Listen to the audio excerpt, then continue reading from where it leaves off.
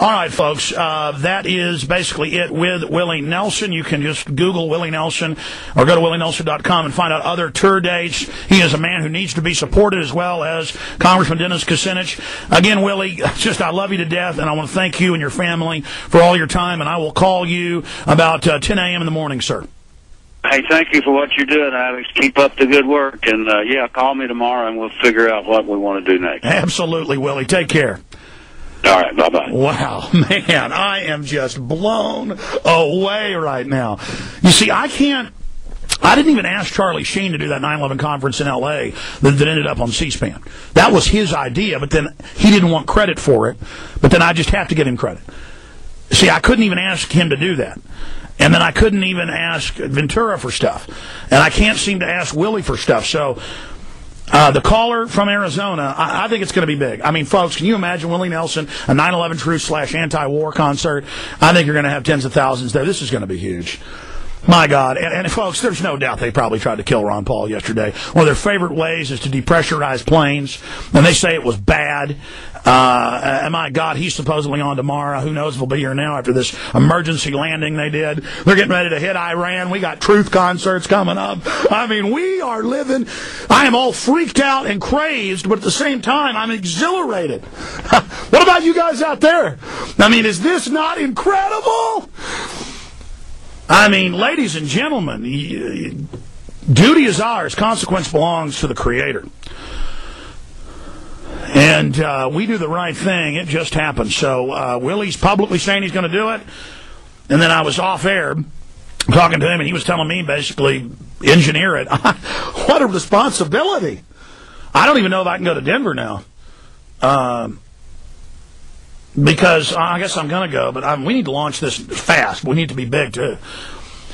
My God, people, email me at Aaron@Infowars.com. All my old addresses are too spammed out, so I read them, but I got to create a new email. In fact, I keep forgetting. Let me create some new ones today so I can give them out to listeners. Got to create new ones because they get worthless after a while. Aaron@Infowars.com. He's getting like 1,000 a day now. It's almost worthless, but Aaron@Infowars.com. Send me your ideas of venues around in and around New York. And I'm going to tell 9/11 truth, too.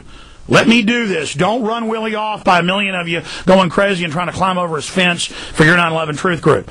If you don't act like a bunch of animals, some of you out there, some of the leadership, you'll be invited, okay?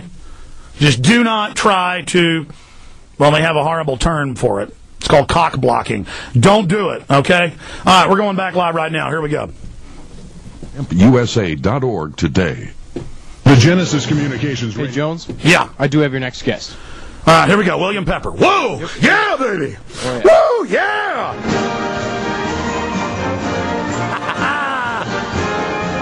Yeah!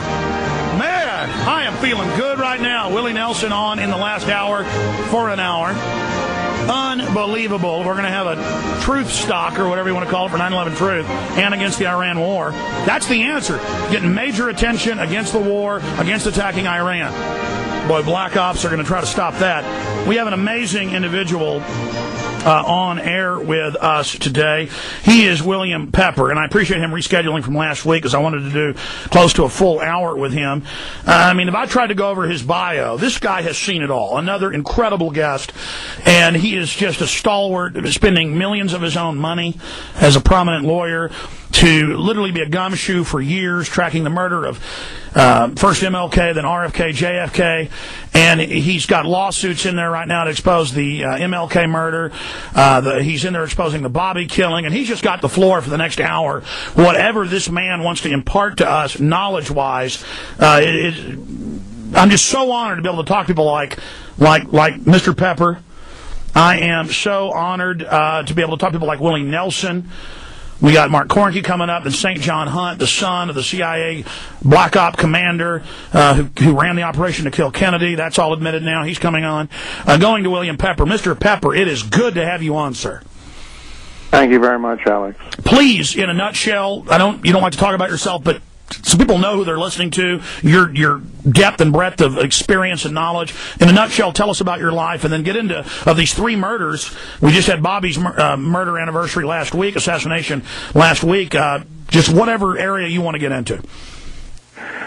Well, That's a pretty deep well, Alex. I guess I began. I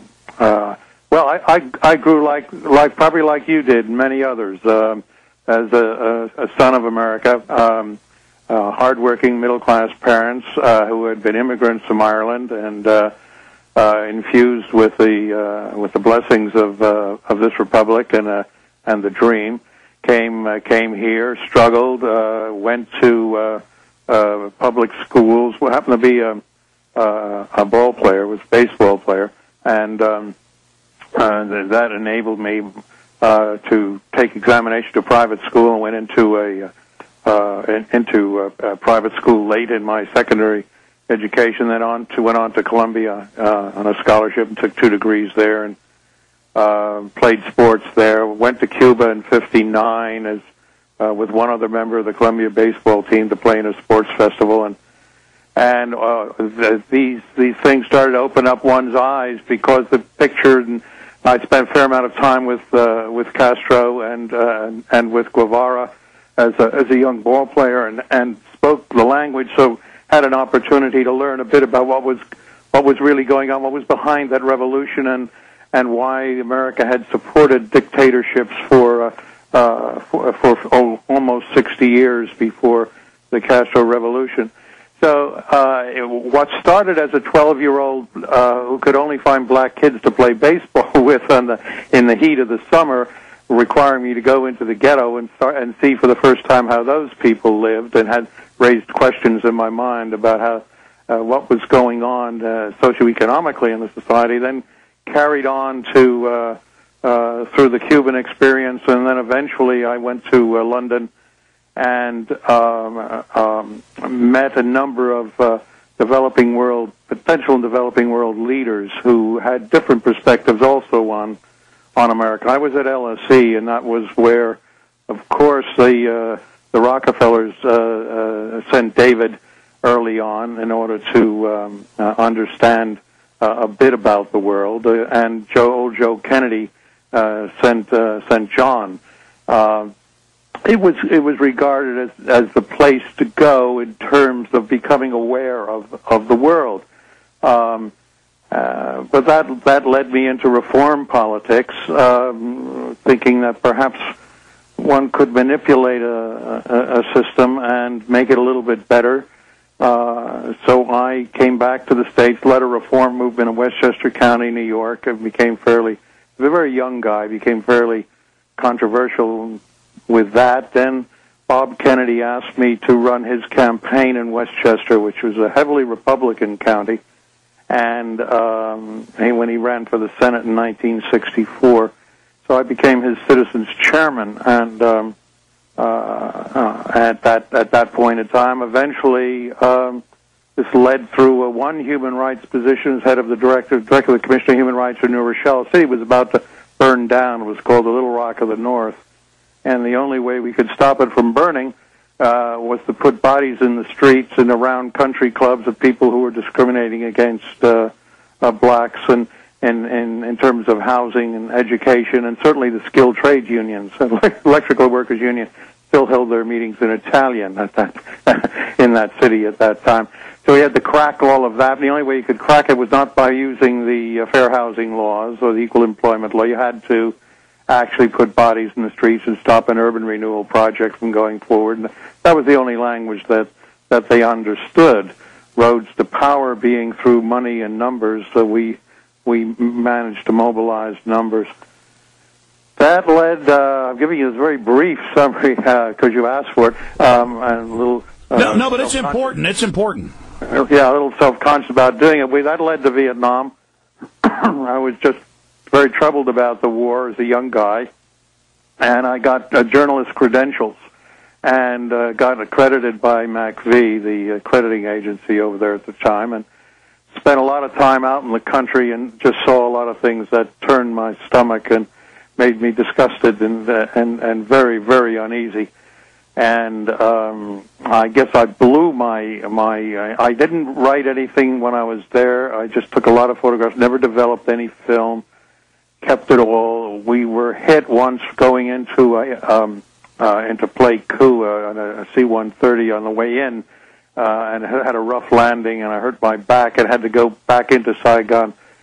And first time I'd come out of the country, and I was just angry.